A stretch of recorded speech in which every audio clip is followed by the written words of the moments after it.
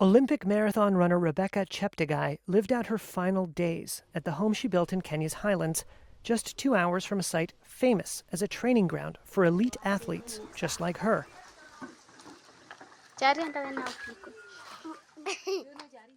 The marathoner competed for her native Uganda in the Paris Olympics this past summer.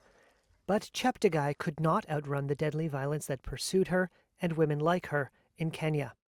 Police say a former boyfriend named Dixon Diema Marangach ambushed her in her home on September 1st. They say he attacked her sister with a machete, then doused Cheptegei with gasoline and set her on fire.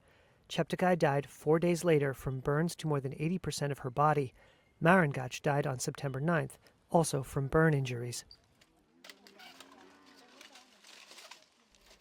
Rebecca's father, Joseph Cheptegei, described his daughter as a good girl, obedient and happy. But she was also strong and independent. Joseph told Reuters Rebecca ended the relationship with Marangach in January.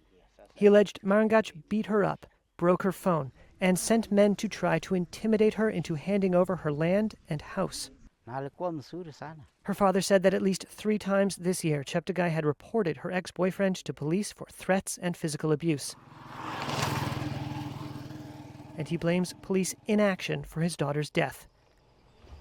Cheptegei's killing so soon after the athlete had competed for Uganda in the Paris Olympics shocked the world. But it also sheds light on the dark side of success for female athletes in Kenya's patriarchal society, in which they can become targets for predatory men.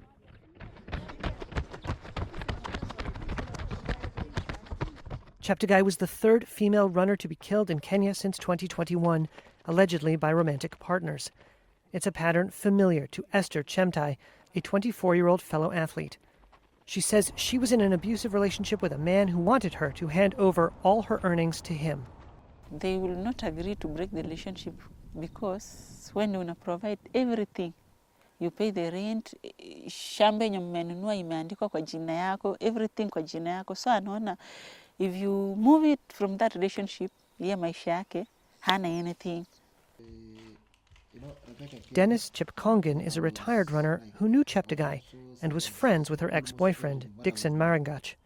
He told Reuters Cheptegei's winnings changed the couple's lifestyle. But when Rebecca came, just within a year, so there was no more Dixon was no more depending on me. That is how his life changed.